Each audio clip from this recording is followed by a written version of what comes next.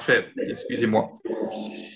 Alors, bonsoir à tout le monde. On est très content de nous avoir avec nous autres ici ce soir pour une autre réunion d'Évangile. J'aimerais aussi remercier l'Assemblée d'Ottawa, surtout pour ses efforts qu'ils font pour avoir des réunions d'Évangile périodiques. Donc, c'est une bonne chose, surtout des réunions d'Évangile en français.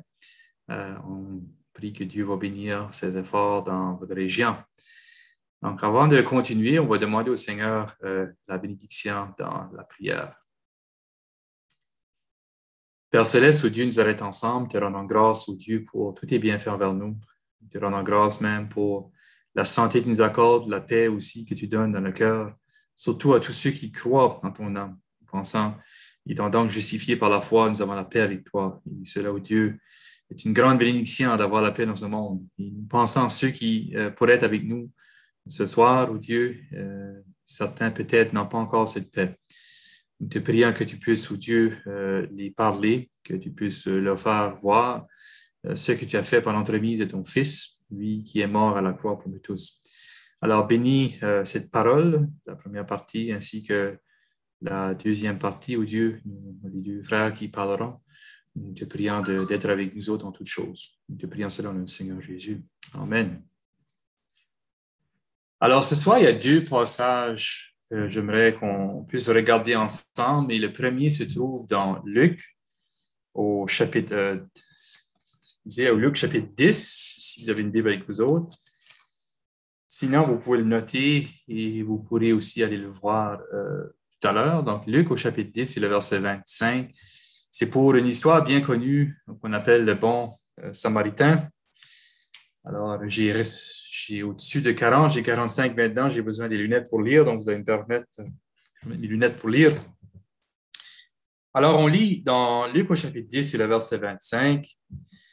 Un docteur de la loi se leva et dit à Jésus, pour l'éprouver, « Maître, que dois-je faire pour hériter la vie éternelle? » Jésus lui dit, « Qu'est-il écrit dans la loi? Qui lis-tu? » Il répondit, « Tu aimeras le Seigneur ton Dieu de tout ton cœur, de toute ton âme et de toute ta force, et de toute ta pensée, et ton prochain comme toi-même. » « Tu as bien répondu, lui dit Jésus, fais cela et tu vivras. » Mais lui, voulant se justifier, dit à Jésus, « Et qui est mon prochain? » Jésus reprit la parole et dit, « Un homme descendait de Jérusalem à Jéricho. Il tomba au milieu des brigands, qui le dépouillèrent, le chargèrent de coups, et s'en allèrent le laissant demi-mort. Un sacrificateur qui fortuitement descendait par le même chemin. Ayant vu cet homme, passa outre. Un Lévite qui arriva aussi dans ce lieu, l'ayant vu, passa outre. Mais un Samaritain qui voyageait, étant revenu là, fut ému de compassion lorsqu'il le vit. Il s'approcha et banda ses plaies en y versant de l'huile et du vin. Puis le mit sur sa propre monture, le conduisit à une hôtellerie et prit soin de lui. Le lendemain, il tira 2 deniers, le donna à l'autre, et dit, « Aie soin de lui, et ce que tu dépenseras de plus, je te le donnerai à ton retour. » Lequel de ces 3 te semble-t-il avoir été le prochain de celui qui est tombé au milieu des brigands? C'est celui qui a exercé la miséricorde envers lui, répondit le docteur de la loi. Et Jésus dit, « Va, et toi, fais de même. » Maintenant, notre prochaine lecture, ça va être dans Luc, au chapitre 18. Alors, c'est un autre homme ici, un contexte différent, mais la question au début est la même en réalité, parce que le bon Samaritain, le docteur de la loi, il a demandé, « Maître, que dois-je faire pour hériter la vie éternelle? » Puis si on regarde dans Luc au chapitre 18, on voit ici un chef, peut-être un chef de la synagogue, interrogea Jésus et dit, « Bon maître, que dois-je faire pour hériter la vie éternelle? » Jésus répondit, « Pourquoi m'appelles-tu bon? Il n'y a de bon que Dieu seul. Tu connais les commandements, tu ne commettras point d'adultère, tu ne tueras point, tu ne déroberas point, tu ne diras point de faux témoignages, honore ton père et ta mère. J'ai, dit-il, observé toutes ces choses dès ma jeunesse. » Jésus, ayant entendu cela, lui dit, « Il te manque encore une chose. Vends tout ce que tu as, distribue-le aux pauvres, et tu auras un trésor dans les cieux. Puis viens et suis-moi. » Lorsqu'il entendit ces paroles, il devint tout triste, car il était très riche. Jésus, voyant qu'il était devenu tout triste, dit, « Qu'il est difficile à ceux qui ont des richesses d'entrer dans le royaume de Dieu. Car il est plus facile à un chameau de passer par le trou d'une aiguille qu'à un riche d'entrer dans le royaume de Dieu. Ceux qui l'écoutaient dirent, et qui peut être sauvé? Jésus répondit, ce qui est impossible aux hommes est possible à Dieu. Alors, c'est tout ce qu'on va faire et on prie que le Seigneur va bénir la lecture de sa sainte parole. Donc, deux hommes ici. Donc, le premier, c'est un docteur de la loi et l'autre, on l'appelle un chef ou un homme qui était très riche. Et tous les deux avaient la même question au Seigneur Jésus. Donc, la question était celle-ci, que dois-je faire pour avoir ou pour hériter la vie éternelle? Alors, ça, c'est une question que plusieurs se posent. Qu'est-ce que je dois faire pour aller au ciel? Qu'est-ce que je dois faire pour recevoir le pardon de mes péchés? Mais il y a un problème juste dans la question. Donc, quand on regarde la question, que dois-je faire pour hériter la vie éternelle? La majorité des gens, c'est le cas pour vous autres, vous pensez qu'on doit faire quelque chose pour avoir la vie éternelle, pour aller au ciel, pour être correct avec Dieu. Alors, est-ce que c'est le cas pour vous autres?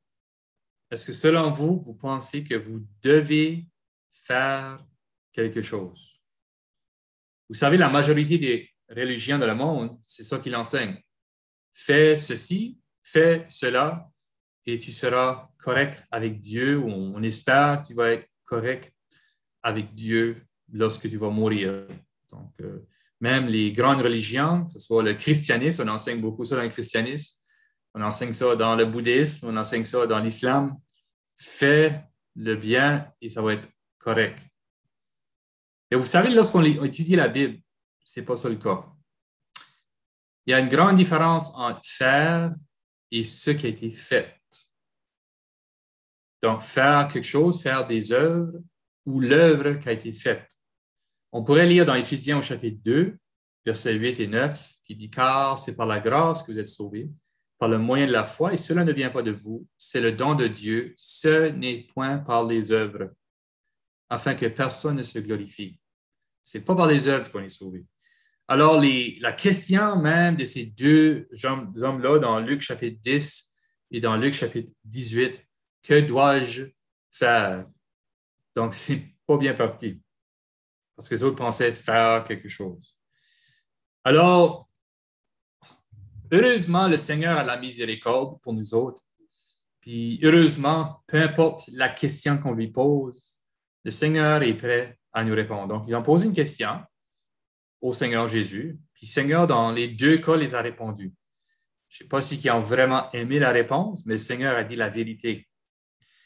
Pour ce docteur de la loi-là, donc celui qui connaissait très bien l'Ancien Testament, le Seigneur lui dit, OK, en voulant dire, tu es docteur de la loi, que dit la loi? Alors, il a répondu, tu aimeras le Seigneur ton Dieu de tout ton cœur, toute ton âme, toute ta force, toute ta pensée, et tu aimeras ton prochain comme toi-même. Donc, en disant cela, il a en réalité fait un résumé des 10 commandements. Donc, c'est-à-dire aimer Dieu et aimer son prochain.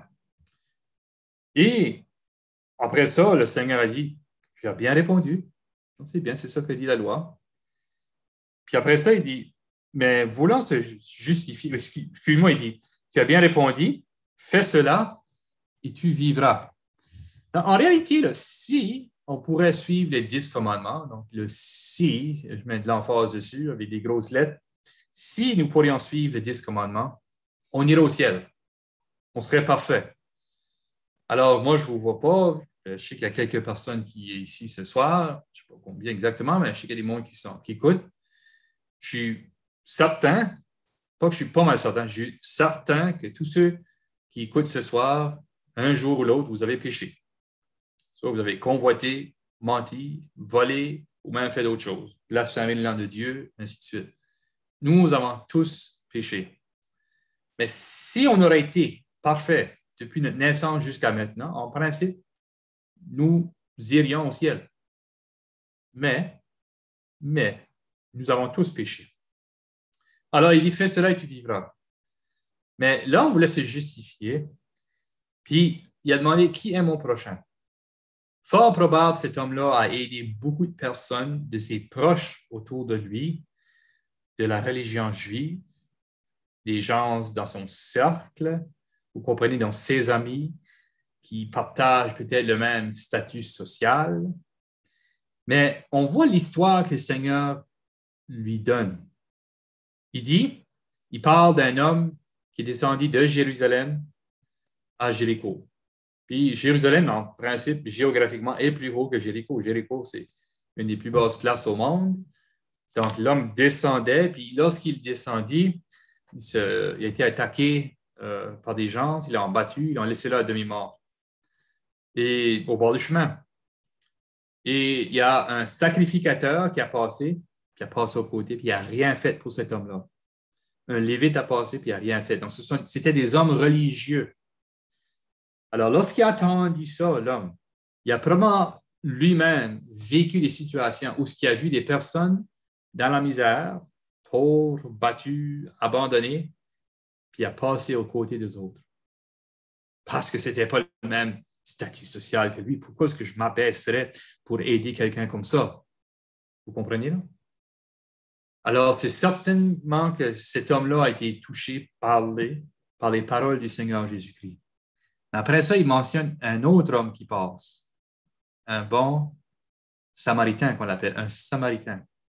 Puis juste pour donner un petit peu de contexte, les Juifs et les Samaritains, ça n'allait pas bien. C'était des gens qui ne voyaient pas la même chose. Les Samaritains, ils avaient un arrière-plan un peu judaïque, on pourrait dire, des Juifs, mais ces gens-là se mêlaient avec d'autres nations, ainsi de suite. Pour le Juif, le Samaritain était impur. Et même lorsque les Juifs devaient passer par la Samarie, par exemple, pour aller en Galilée, ils traversaient le Jourdain, l'autre bord, puis ils montaient, puis ils retraversaient le mont Galilée. Ils ne voulaient pas même passer par cette place-là. Donc, il y avait vraiment une animosité entre les Juifs et les Samaritains. Mais le Seigneur utilise le Samaritain comme celui qui a aidé cet homme qui était battu au bord du chemin. Puis on voit non seulement qu'il a vraiment aidé, il a mis sa monture, il l'a amené à un endroit, ils ont pris soin de lui, ainsi de suite. Il a dit, gars, je vous donne 2 deniers, assurez-vous qu'il est correct, puis si que vous avez eu des dépenses supplémentaires, lorsque j'arriverai, je vous paierai. Là. Il pose la question à cet homme-là, il dit, ben, maintenant, qui est le juste parmi ces 3? Puis, ça aurait dû être difficile pour cet homme-là, le docteur, la loi dit que c'était le Samaritain. Puis, vraiment, ce qu'il a dit, il n'a pas dit c'est le Samaritain. Il a dit c'est celui qui a exercé la miséricorde envers lui, qui était le Samaritain. Mais il aurait eu la misère de dire ça avec ses lèvres, le Samaritain. Alors, qu'est-ce que le Seigneur veut nous montrer là? Et je pense que le Seigneur voulait adresser un des péchés de cet homme-là. C'était le péché du préjudice ou même du racisme, si on veut l'amener dans nos jours. Vous savez, il y a des péchés qui sont flagrants. Par exemple, l'adultère, le meurtre, l'ivrognerie, ainsi de suite. Mais il y a d'autres péchés qui ne sont pas aussi évidents que ça. Puis, ce sont des péchés que beaucoup d'entre nous autres, on a. Des préjudices contre certaines personnes, certaines races, certaines personnes d'un différent statut social, que ce soit plus haut que nous autres ou plus bas que nous autres. Des gens qui parlent de différentes langues, qui ont la peau de différentes couleurs, ainsi de suite. C'est un péché, ça. Puis c'est pour ça que je vais adresser ça parce que on peut tout être beau et belle en dehors. On peut aller à notre religion, de manière fidèle. Beaucoup de gens sont de même. Puis ça m'a vraiment touché aujourd'hui. Je lisais dans Matthieu chapitre 7, lorsque le Seigneur dit « Entrez par la porte étroite », ainsi de suite. Puis plus tard, il dit « Plusieurs me diront en ces jours-là ». Il dit « Seigneur, Seigneur ». Il y a beaucoup de monde qui dit « Seigneur, Seigneur », mais qui n'iront pas dans le ciel, dans le paradis. Puis plusieurs là, lui diront « Ah, nous avons prophétisé en ton nom », ainsi de suite. Puis le Seigneur dira « Je ne l'ai jamais connu ». Puis vraiment, ça me fait peur de penser à ça. De penser qu'il y a du monde qui se pensant qu'ils sont corrects, comme cet homme ici. Penser qu'il était correct, lui. Mais il y a des péchés que vous ne voulez pas vous repentir de. Vous ne voulez pas avouer que vous avez ça. Que vous avez des préjudices contre quelqu'un. Que vous êtes raciste peut-être. C'est un péché, ça. Puis il faut l'adresser. Puis le Seigneur dit qu'il faut se repentir de cela. Ce n'est pas peut-être un péché grand à nos yeux comme le meurtre, mais néanmoins, c'est un péché. Donc, si c'est vous autres ici ce soir, le Seigneur dit que vous devez vous repentir. C'est pour cela qu'il est venu nous sauver. Pas juste pour les meurtriers, pour les adultères, pour les ivrognes, pour les prostituées, ainsi de suite. Le Seigneur est mort pour celui qui, peut-être, visiblement, vit une belle vie, mais au-dedans, il y a certains péchés qui sont en train de bouillir, là, puis qui sont là depuis longtemps, puis le Seigneur veut que vous vous repentiez de cela. Maintenant, j'aimerais qu'on regarde à l'autre homme. Donc, on l'appelle l'entête dans ma Bible ici, ça parle du jeune homme riche. C'est un homme qui était fort riche. Ça dit qu'il était un chef, peut-être un chef de la synagogue, on n'est pas certain. On voit, il interroge aussi le Seigneur avec la même question. Que dois-je faire pour hériter la vie éternelle?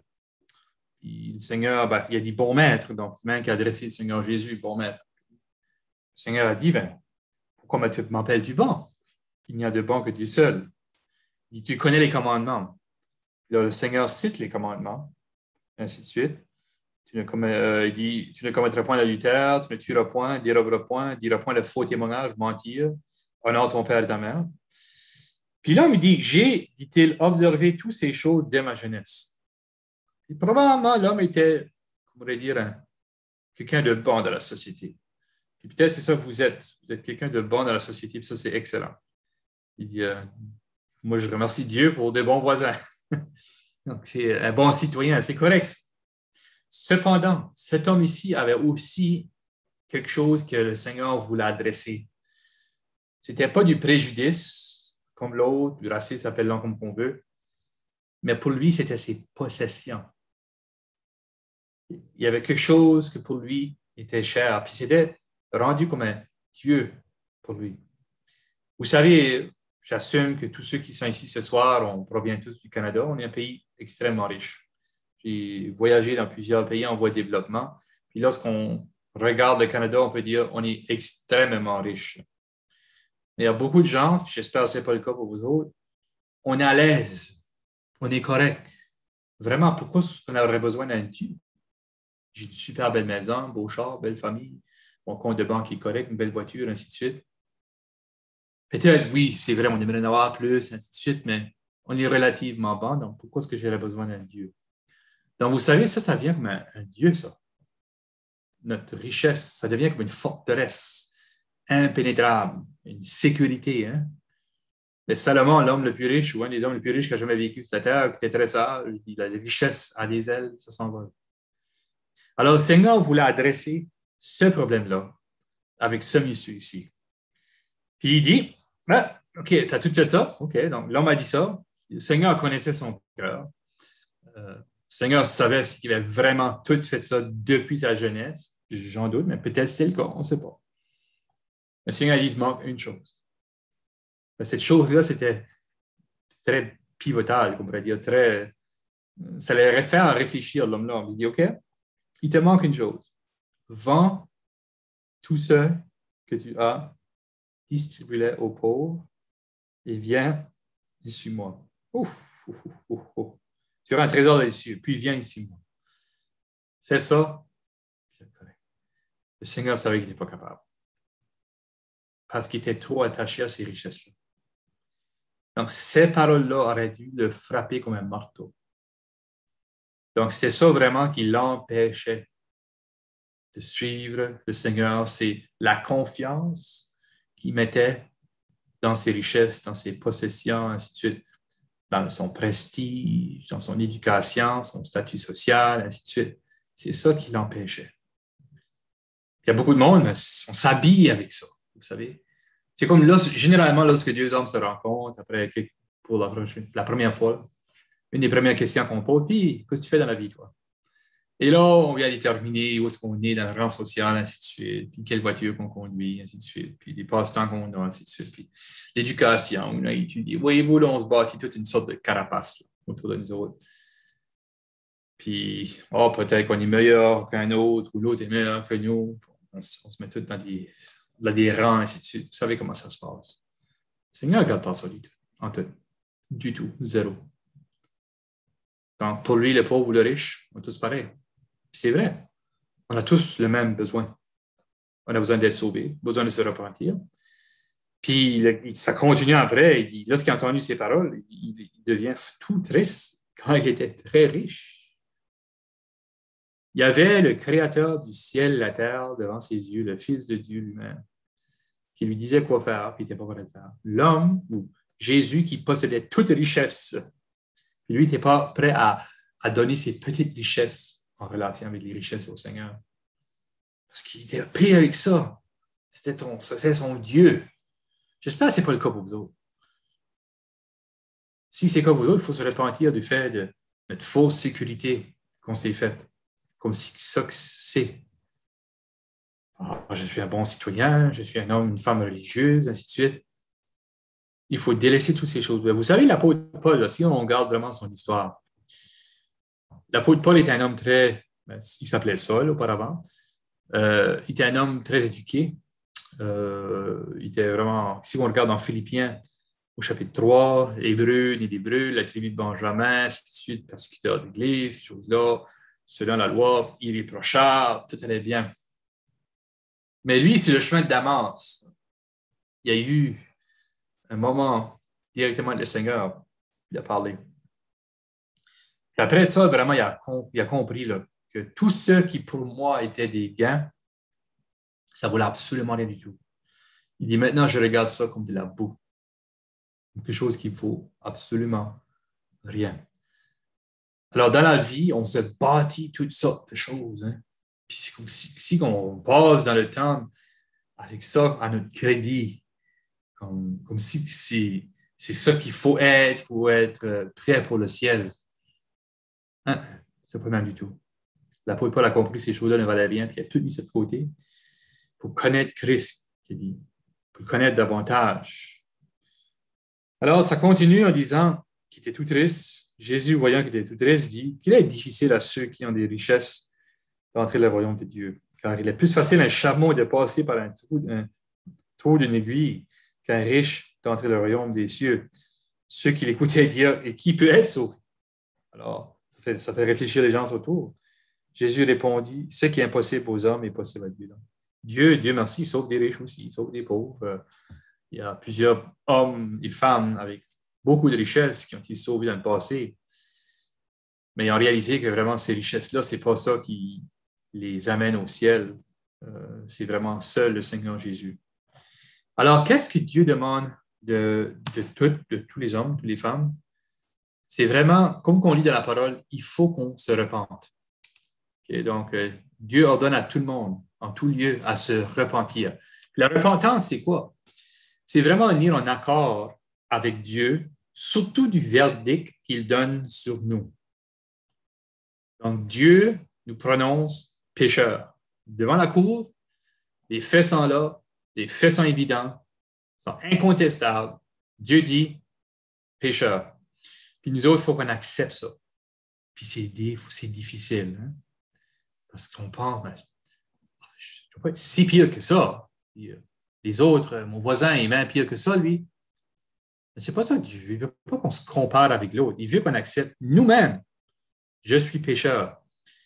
La parole est claire, Romains, chapitre 3, verset 23. Tous sont péchés. Ils sont privés de la gloire de Dieu. Donc, peu importe qui on est, quelle religion, comment pratiquant qu'on est, ainsi de suite, on a tous péché. Puis Dieu veut qu'on vienne en accord avec lui sur ce qu'il dit à propos de nous. Et même ce qu'il dit à propos de lui-même. Parce que des fois, on a des mauvaises perceptions à propos de Dieu, ainsi de suite.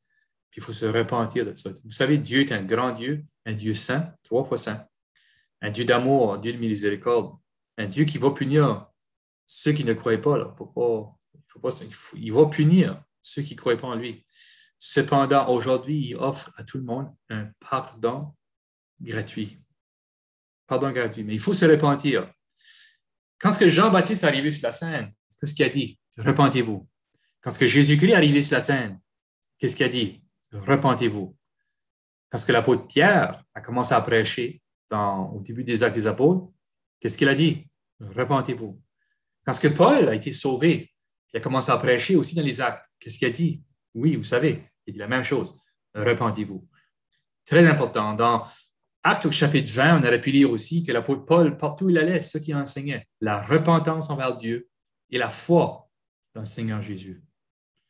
Alors, que ça veut dire la foi dans le Seigneur Jésus? C'est croire que Jésus-Christ a tout fait pour nous, pour qu'on soit sauvés. Moi, j'ai compris ça le 11 mai 1993, sur la rue King. J'ai rencontré le roi. Donc, j'étais un pécheur orgueilleux et le Seigneur a travaillé avec moi. J'avais 17 ans à l'époque et je n'étais pas élevé avec la Bible, ainsi de suite. J'ai commencé la Bible et j'ai réalisé que j'étais un pécheur devant lui. Il n'y a rien que je pouvais faire. Puis, ce moment-là, sur un sofa, j'ai compris, Ken, comme que tu es là, tu t'en vas en enfer. Puis, c'était évident, j'avais des péchés en masse à mon compte pour dire oui, je m'en vais en enfer. Donc, j'ai accepté le verdict de Dieu envers moi. Je me repentais, c'est ça qui arrivait. Puis dans ce moment-là, là, j'ai compris. Ah, c'est pour cela que Jésus-Christ est mort à la croix. Puis j'ai cru en lui. Je n'ai pas vu de grosse lumière, pas eu de gros frissons, de sentiments. J'ai tout simplement compris. Jésus-Christ est mort pour moi. Puis là, ça m'a saisi. Ah, c'est ça que c'est être sauvé. Ce n'est pas le baptême. Ce n'est pas joindre une religion, faire des bonnes œuvres. Non, c'est croire en Jésus-Christ, se repentir et croire en lui. Alors, si ce soir, vous ne l'avez pas encore accepté, ce que Dieu demande de vous autres, c'est que vous vous repentez. Peu importe le péché, on a tous péché. Que ce soit des péchés de racisme, préjudice, adultère, vous avez peut-être des addictions à quelque chose, peu importe quel péché que c'est, des menteries, voler, dire, se blasphémer son nom, peu importe c'est quoi. Dieu veut qu'on se repente. Puis il n'y a pas de limite à sa grâce. C'est pas comme quand on va à une debit machine, une machine débit, là, on met la carte, puis ça met insufficient fund, donc il n'y a plus de fonds disponibles. Non.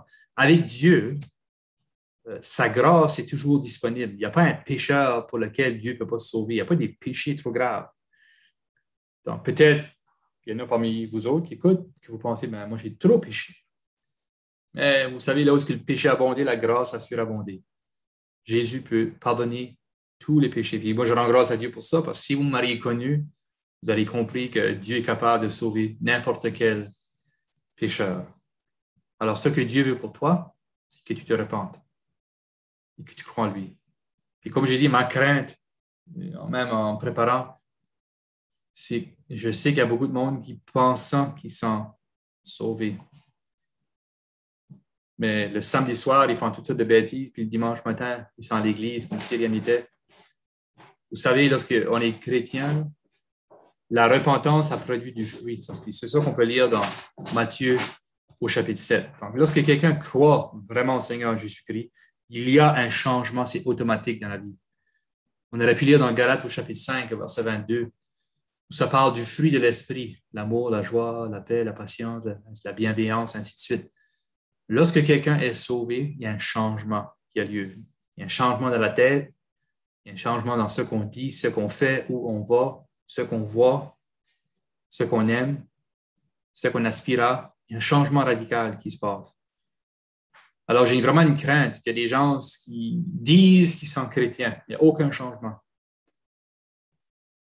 Puis ces gens-là, comme on lit dans Matthieu chapitre 7, le Seigneur va leur dire, je ne vous ai jamais connus. Je ne vous ai jamais connus. Ils se sont fiés sur leur religion, sur leurs acquis, sur n'importe quoi. Puis ils ne se sont jamais repentis, puis ils n'ont jamais cru. Donc, j'espère que ce n'est pas le cas pour vous. Alors, on espère que ça a été une bénédiction pour vous autres. Et vraiment, on veut vous pointer à la croix. C'est ça qu'on veut faire. À celui qui est mort. Mais il n'est pas là, il n'est plus là maintenant. Il n'est plus sur la croix, il est maintenant ressuscité. Il est assis à la droite de Dieu. Il tend la main envers vous autres. Puis il dit, venez à moi. Il est prêt à vous donner un pardon gratuit. Donc, c'est à vous de recevoir ce pardon gratuit. Que Dieu bénisse sa parole.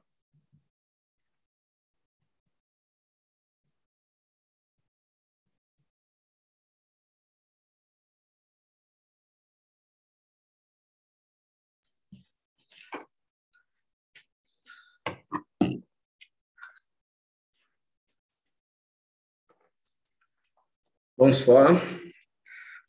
Continuant dans la même pensée que le frère, ce que le Seigneur a mis sur mon cœur, c'est un petit peu la valeur de l'être humain. La valeur de l'être humain au-dessus de tout ce qu'il possède. Et nous allons essayer de pouvoir, on va faire premièrement des lectures. Après, j'en parlerai de ce que nous allons pouvoir. Et je serai bref, mais la lecture de la parole de Dieu d'abord. On va lire quelques passages et après, je serai bref dans ce que je dis. Premièrement, dans Luc 12. Dans Luc 12, le verset 13 à 21.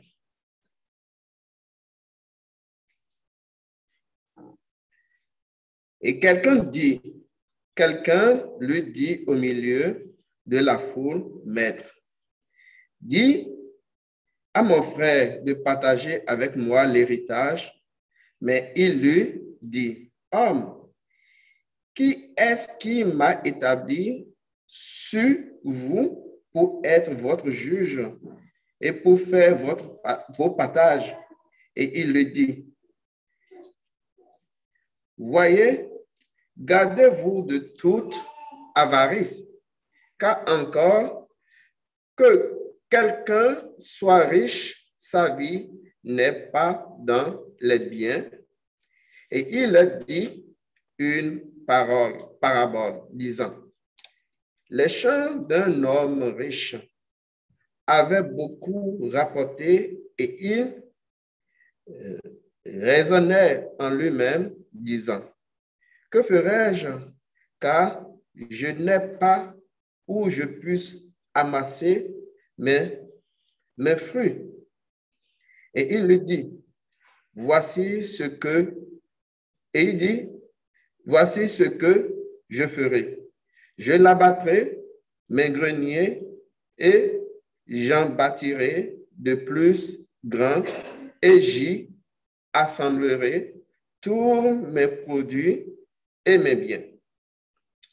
Et je dirai à mon âme,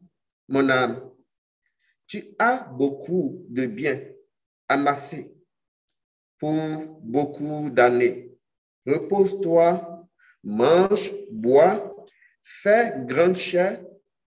Mais Dieu lui dit, insensé, cette nuit même, ton âme te sera redemandée.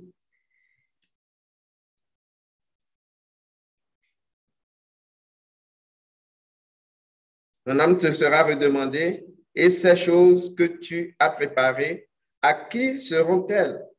Et il en est ainsi de celui qui amasse des trésors pour lui-même et qui n'est pas riche quant à Dieu. Le second, dans Marc. Dans Marc 8.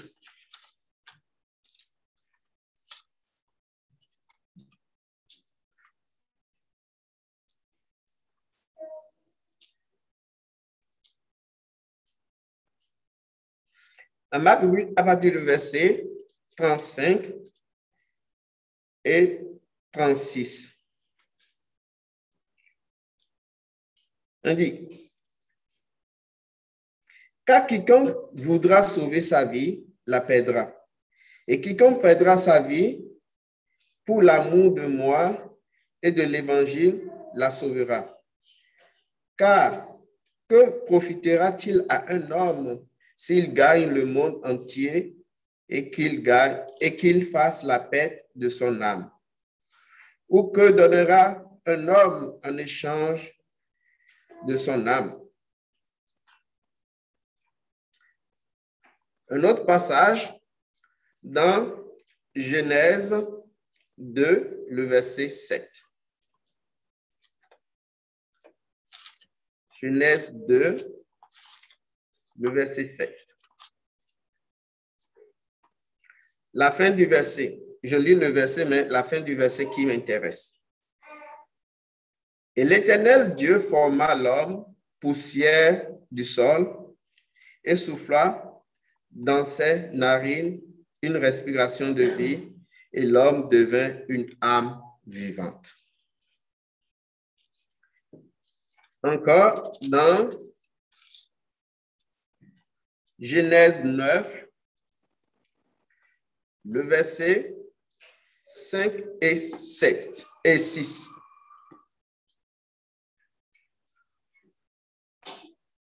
Et 7, je redemanderai le sang de vos vies, de la main de tout animal, et je le redemanderai de la main de l'homme, de la main de chacun de son frère. Je le redemanderai la vie de l'homme. Qui aura versé le sang de l'homme, par l'homme, son sang sera versé. Car à l'image de l'homme, à l'image de Dieu, il a fait l'homme. Car à l'image de Dieu, il a fait l'homme. Et enfin, Psaume 49.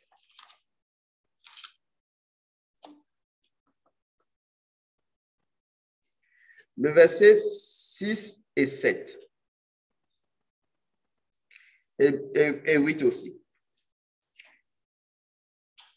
Et ils se confient en leur bien et glorifient en l'abondance de leurs richesses. Un homme ne pourra en aucune manière racheter son âme ni donner à Dieu sa rançon.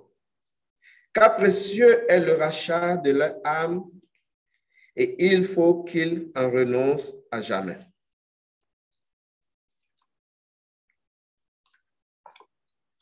De tout ce que nous venons de lire, en commençant, il y a un verset qui m'est plus cher et que j'aime le lire le plus souvent. Dieu regarde au cœur, mais l'homme regarde à l'apparence. Qu'est-ce qui est cher à Dieu au-delà de tout? De tout ce qu'il a créé dans tout l'univers, qu'est-ce qui est plus précieux aux yeux de Dieu? Est-ce les étoiles? Est-ce les galaxies? Est-ce les animaux? C'est qui? C'est quoi? C'est l'homme. C'est toi et moi. Nous avons tant de valeur aux yeux de Dieu et notre valeur que nous avons aux yeux de Dieu est tellement si grande. Si grande en ce sens que la valeur que nous avons ne dépend pas de ce que nous possédons, de nos études, de notre carrière, de notre argent en banque. Le frère a dit tantôt, aux yeux de Dieu, le pauvre est au même titre que le riche. Dieu ne regarde pas à combien d'argent que tu as dans ton compte à banque pour t'approuver. Mais Dieu regarde simplement à quelque chose que tu représentes pour lui. Tu représentes l'être créé à son image. Et tu as tant de valeur, tant de valeur aux yeux de Dieu. Si quelqu'un te dit que tu n'as pas de valeur, dis-lui que tu as de valeur. Et ta valeur est tellement si grande aux yeux de Dieu que ce qu'il a donné, rien ne peut égaler à ce qu'il a donné pour pouvoir avoir, pour pouvoir t'avoir. Et il veut t'avoir ce soir. Et il veut que tu te valorises par rapport à comment il t'a formé, qui tu es en lui. C'est pour cela que ce message, principalement, je veux que ça va directement droit à ton cœur. Ta valeur vient du fait que est au-delà de tout argent qu'un homme peut posséder dans ce monde. Que tu sois pauvre, que tu sois riche, ta valeur est tellement si au-delà de tout ce que l'humanité peut donner. Il y a un autre verset, toujours dans Luc 12 que nous avons lu, on dit de toute la gloire que Salomon, qui est l'homme le plus riche de la terre, que la terre est connue, et la terre ne connaîtra aucun homme plus riche que Salomon. Il a dit, toute sa gloire n'est même pas comparable à un lys, une petite fleur que Dieu revêt tellement de gloire. De toutes les richesses que Salomon a pu posséder, on ne peut pas comparer à la gloire, à la structure, à la façon formidable qu'une fleur de lys que Dieu a dû planter. Ça a plus de valeur que toute la gloire, tous les habillements, toutes les richesses que Salomon possède, matériellement. Mais il faut que ce soir, tu te dis, ma valeur vient du fait que je suis une âme vivante formée à l'image de Dieu. C'est pour cela que Dieu, quand nous lisons dans le verset le plus cher de tout, qui touche le cœur de tous les hommes, les chrétiens, car Dieu a tant aimé le monde. Le monde dont on parle, les humains, nous les humains, nous qu'il a créés à son image. Il nous a tant aimés en donnant quoi? Son Fils. Pour que tu puisses être sauvé. Connais-tu la valeur du Fils de Dieu? Connais-tu la splendeur du Fils de Dieu? Il est Dieu le Créateur de tout l'univers. Mais pour toi, pour moi, il s'est fait homme. Dans quelle mesure? Parce que nous venons de lire ici dans Psaume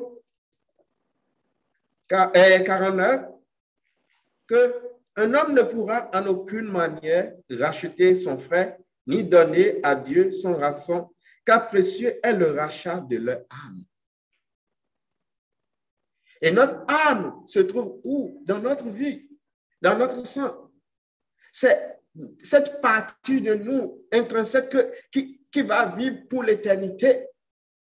Oui, nous sommes formés de corps, d'esprit et d'âme. Mais les trois sont importants pour Dieu. Mais le plus important, c'est ton âme. C'est ce qui va vivre pour l'éternité. C'est pour cela que Dieu, t'ayant aimé de tout son cœur, t'a envoyé quelque chose de plus cher, qui est son Fils. Les biens de ce monde que nous avons lus, le Seigneur a dit dans Luc 12, quoi? Que la valeur d'un homme ne réside pas dans les biens qu'il possède. Que tu sois riche, que tu sois pauvre, ta valeur réside dans le fait que Dieu t'a créé homme et il t'a aimé et il veut sauver ton âme. Pourquoi ton âme? Pourquoi on parle du rachat de l'âme? Parce que nous tous, nous avons péché. Et nous sommes éloignés de Dieu. Et la créature de Dieu que Dieu a tant aimée en nous créant, à cause du péché, nous serons éloignés pour toujours, loin de Dieu, parce que nous serons jetés dans les temps de feu pour toujours. Et cela touche le cœur de Dieu de telle manière de voir la sentence à cause du péché de l'homme. L'homme doit être jeté dans les temps de feu pour l'éternité parce qu'il a suivi le diable à qui a été réservée cette sentence. l'enfer. L'homme, par le péché de Ève, nous tous, nous avons chuté. Nous avons suivi notre proche chemin. Et aucun de nous n'est plus maintenant à l'image de la gloire de Dieu. Nous sommes à l'image de Dieu. Mais la gloire de Dieu, la gloire intrinsèque de Dieu, de sa sainteté, aucun de nous ne possède plus parce que nous avons péché. À cause du péché, nous sommes descendus plus bas, même plus qu'un animal. Notre valeur maintenant n'a plus, entre l'animal, quand nous mourons et l'animal meurt, on ne peut faire plus de distinction. Parce que nous étions formés, créés pour gouverner tout. C'était notre position. Mais à cause du péché, nous sommes descendus plus bas. Mais Dieu, dans son amour, pour ne pas perdre l'âme vivante qu'il a créée, que tu es, pour ne pas que tu ailles dans l'enfer pour toujours, pour demeurer dans cet enfer pour l'éternité, dans la séparation de Dieu pour toujours, il a fait une substitut. Et ce substitut, quelqu'un qui a pris ta place et qui a subi le jugement que tes péchés méritent. Et celui-là, c'est Jésus. C'est Jésus. C'est pour cela que quand nous le disons, quand nous implorons aujourd'hui, l'évangile, c'est basé sur ça. Nous disons que la valeur intrinsèque de l'homme, c'est parce que aujourd'hui, Dieu ayant aimé l'homme au-delà de tout, a donné son Fils, Jésus-Christ, afin que quiconque croit en lui ne périsse pas, mais qu'il ait la vie éternelle. La vie éternelle réside en Christ. Et cette vie éternelle, si aujourd'hui, tu vois quelle valeur tu as aux yeux de Dieu et que tu dis, ce n'est pas mes richesses, ce n'est pas mes études, ce n'est pas ce que je possède, mais simplement, j'ai de valeur aux yeux de Dieu parce que je suis un être formé à l'image de Dieu. Et Dieu m'a tant aimé et qu'il ne veut pas que j'aille pour l'éternité dans l'enfer. Il a envoyé son Fils. Si tu crois dans ton cœur que Dieu a envoyé son Fils unique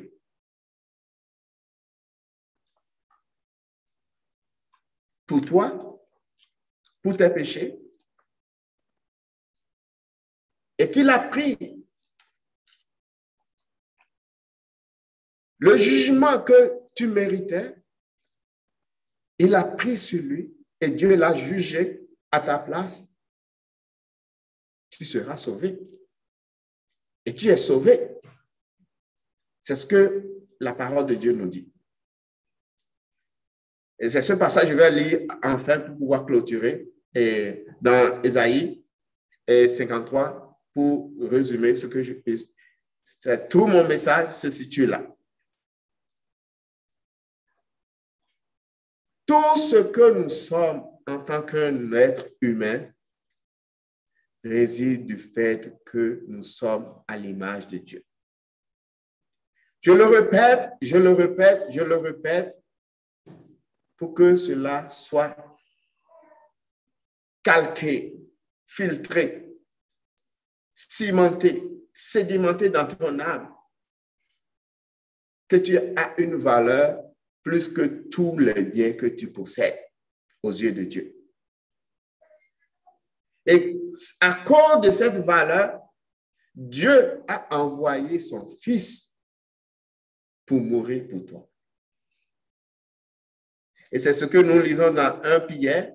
1 Pierre dit qu'il ne nous a pas racheté, pas des choses, pas de l'or et de l'argent, mais par le sang de son Fils unique, Jésus. C'est ce que nous lisons. La vie que Jésus a donnée sur cette croix, sa vie qui résidait dans son sang, qu'il a donné, qui a pris ta place en ce moment, quand Dieu le jugeait dans ces 3 heures sombres. Si tu crois, tu seras sauvé. Si tu acceptes, tu seras sauvé. Car la parole de Dieu nous dit, car Dieu était en son Fils et il réconciliait le monde avec lui-même. Si tu veux être réconcilié avec Dieu ce soir, c'est possible encore. Parce que Dieu ne veut pas te perdre. Le diable travaille de telle manière pour que tu puisses renoncer à Dieu. Mais Dieu, lui, il veut que tu viennes à lui. Et Dieu t'appelle. Et Dieu insiste à cause de la valeur qu'il a placée sur ton être, créé à l'image de Dieu. Et aucune autre chose que tu possèdes dans ce monde ne peut équivaloir à cette valeur que Dieu échoue à toute personne. Et pour lire, comme je l'avais dit, il me reste quelques minutes. Lisons dans Ésaïe 53.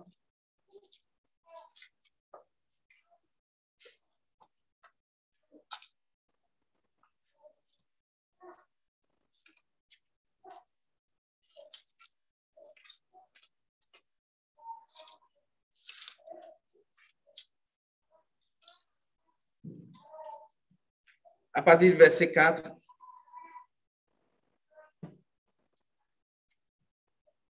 Certainement, il a porté nos langueurs et il s'est chargé de nos douleurs. Et nous l'avons estimé battu, frappé de Dieu et affligé, mais il a été blessé pour nos transgressions. Il a été meurtri pour nos iniquités. Et le châtiment de notre Père a été sur lui. Et par ses meurtrissures, nous sommes guéris.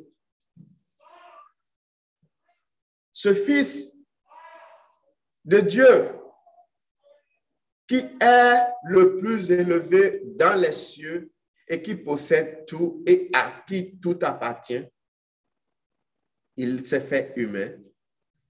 Il a été abandonné pour toi et pour moi. C'est ce que le verset dit. Et nous l'avons estimé.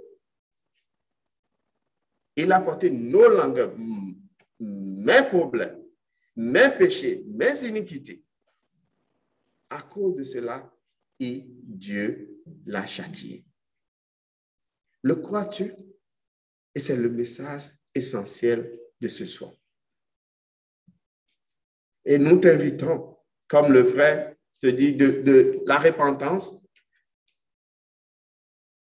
de tourner le dos vers la direction que Satan influence sur ton cœur en disant que tu n'es rien, tu n'as aucune valeur, tu es perdu, tu iras dans l'enfer.